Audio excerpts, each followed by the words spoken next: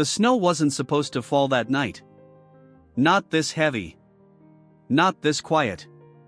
Her car was a small blue hatchback, the kind you trust for groceries, not blizzards.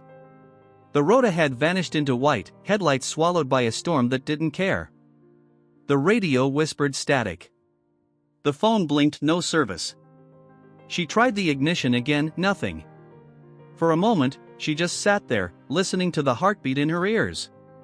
The cold pressing against the glass like someone breathing on the other side. She whispered, "It's fine. Just a storm." But the storm didn't answer. Then the engine coughed once, died, and never came back. Silence, deep, endless, and alive.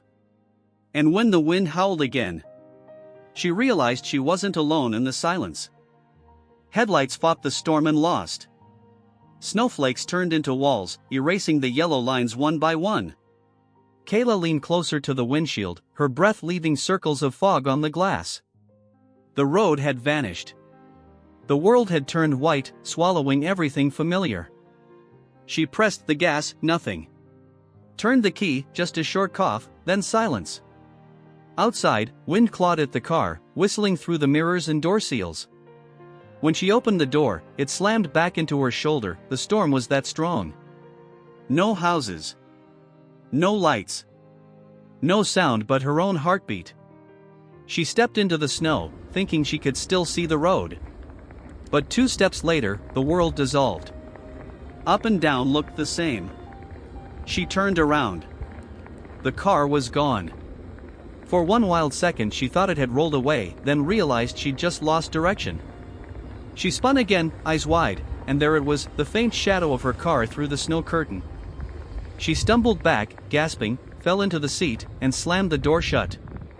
Her hands shook so badly she could barely pull the blanket over her knees. "Just wait for morning," she whispered. But morning would come without sunlight. Her breath fogged the window in uneven clouds. She traced a finger across the glass, Kayla, and watched her name fade under frost. The radio hissed once, then fell silent. She turned it off. Turned it on again. Still nothing. Outside, the wind scraped across the roof like nails. Every sound felt alive, shifting, whispering, testing her. She pulled the blanket tighter around her shoulders. Her phone screen glowed faintly, no signal. No bars. No hope of a call. "Someone will come," she said quietly. "They always do." But the storm didn't care. It moved like a living thing, circling, breathing. Hours passed. Darkness wrapped itself around the car, and the temperature dropped until the air itself began to sting. She counted breaths.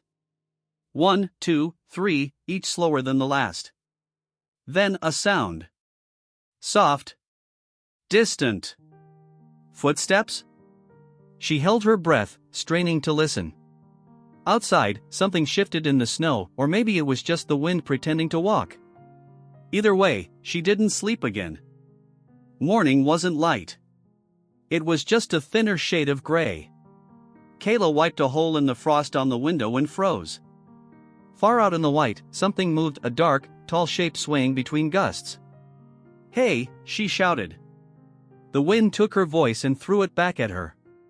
She opened the door, snow hitting her face like needles. The shape was still there, then gone. She blinked hard. Nothing but swirling white. She climbed back inside, chest heaving. "Don't lose it," she whispered. "Not now." She pressed her hands against her ears, trying to block the sound of the storm. But it was inside her now, humming like a second heartbeat. And somewhere in that hum, she thought she heard her name. She tried the ignition again, the radio burst alive with static. Then a voice. "Lo? Anyone?" Her heart leapt. "Yes. Hello? I'm stuck on Route 89. But the signal broke. The static deepened, then a whispered breath more than words. "Stay where you are." Kayla froze. The voice wasn't from any station. It had come from nowhere, and yet, it sounded close. "Who is this?" she whispered. But only the storm answered. She turned the radio off. The silence roared louder. By evening, her hands were stiff, her toes burning with pins and needles. She lit a candle from her glove box. The small orange flame fought the cold blue light seeping through the windows. She opened her notebook, the one she kept for lists and errands. Now it became a record. "If someone finds this," she wrote, "I tried. My name is Kayla Montgomery. Tell my mom. I didn't stop fighting." Her handwriting trembled across the page. Before she closed the book, she added one last line, "It's not over." Day 3. The storm hadn't moved, or maybe she hadn't. Kayla decided to walk. She wrapped the scarf over her mouth and stepped outside. The world bit back. Each step sank knee-deep. Her lungs burned. The air was knives. She made it maybe 20 meters before falling forward, arms sinking into powder that felt heavier than stone. She screamed, the sound vanished. The snow was swallowing everything, even her voice. She crawled back toward what she thought was her car. When her hand finally touched cold metal, she cried. "Not dying here," she whispered. "Not here." Then she heard it, a sound under the wind, mechanical, rhythmic. A beep. Faint. Distant. Her phone. It had flickered back to life, one bar of signal. Kayla's hands shook as she opened messages. "Stuck in storm. Need help. Route 89 near mile marker." Before she could finish, the screen went black. She stared at her reflection in the dead glass. Tears blurred the edges. Had the message gone through? She'd never know. But that brief spark, that one tiny beep, felt like a heartbeat of hope. She whispered, "Someone saw it. They have to." And for the first time in days, she smiled. Sleep came in fragments, hallucinations stitched together by fear. A light appeared through the window, bright, warm, moving. Finally, she gasped. She opened the door, stepped into the white, and the light disappeared. She fell to her knees, snow filling her sleeves, eyes burning from cold and disbelief. Somewhere above the wind, a voice called her name. "Kayla." She looked up. For a heartbeat, she saw her father, smiling through the snow. He'd been gone 5 years. She whispered, "Not yet. Not like this." Then the vision melted into the storm. When she woke, daylight hurt her eyes. The silence was new, thick but gentle. Then she heard it, a low rumble in the distance. Not thunder. Engines. Kayla pushed the door open, stumbled into the cold, waving her red scarf.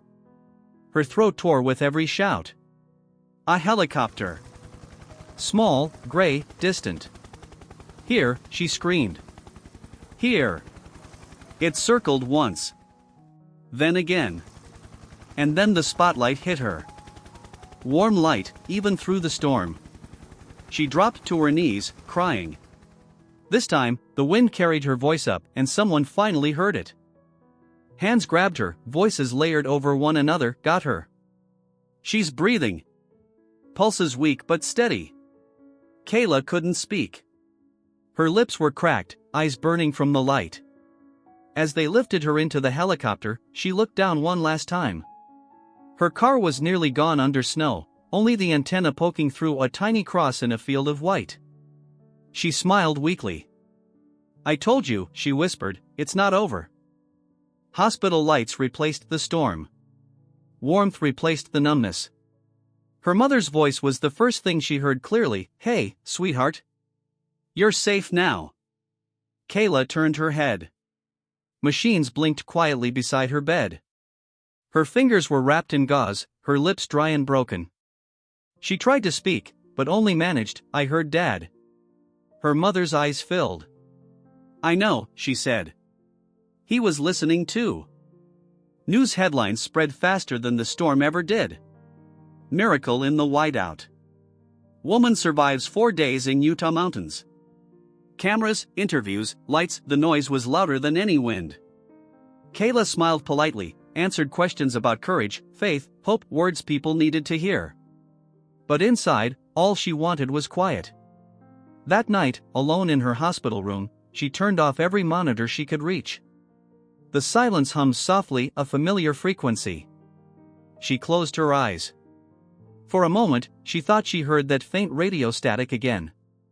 And instead of fear, she felt calm. 3 weeks later, she returned to the mountains with the sheriff. The snow had hardened into glass. Her car still waited, half buried but unbroken. They opened the door. Inside, her notebook, the red scarf, and the last page she wrote, "It's not over." Kayla smiled. Now it is. She ran a gloved hand over the steering wheel, the same small scar from her key still there. Outside, the wind was gentle, almost kind. As they left, she glanced in the mirror and saw a tall shadow move in the drift. Maybe a tree. Maybe memory. Either way, she let it stay.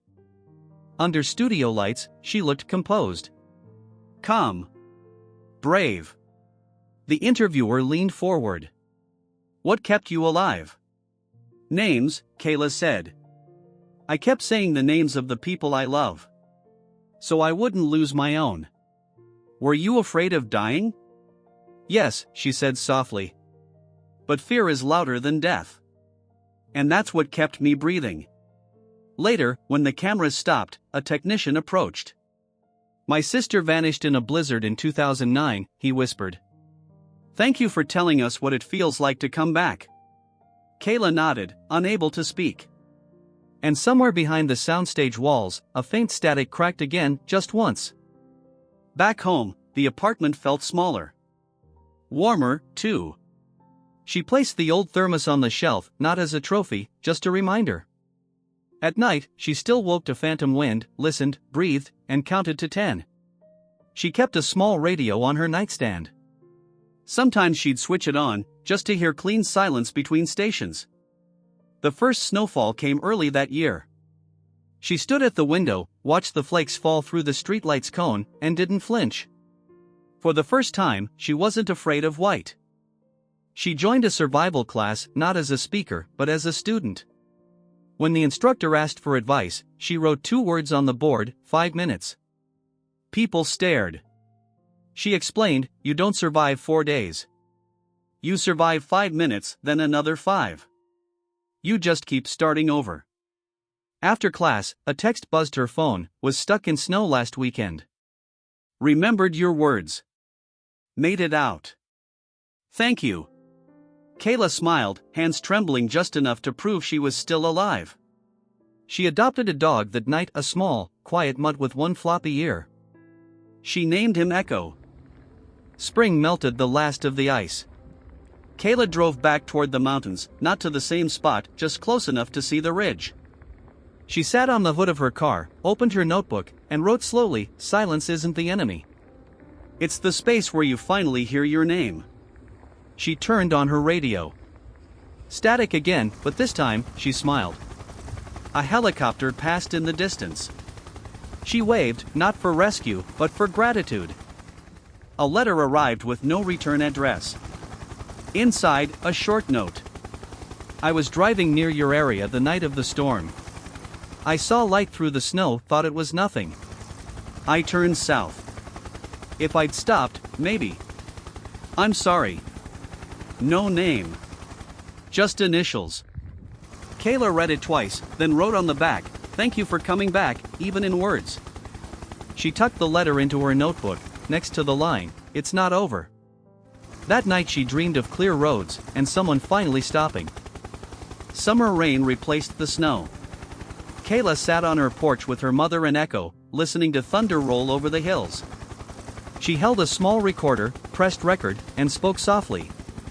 "If you're hearing this in a car somewhere, and the world outside has turned white, breathe. Give yourself 5 minutes. Then 5 more. Think of the people waiting for you. That's your fuel." She saved the file as whiteout_truth_01.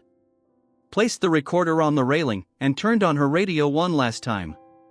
Through the static, a distant melody played, faint, human, alive. Kayla smiled. "Guess it really is over," she said. Then, quietly, "Thank you for the silence."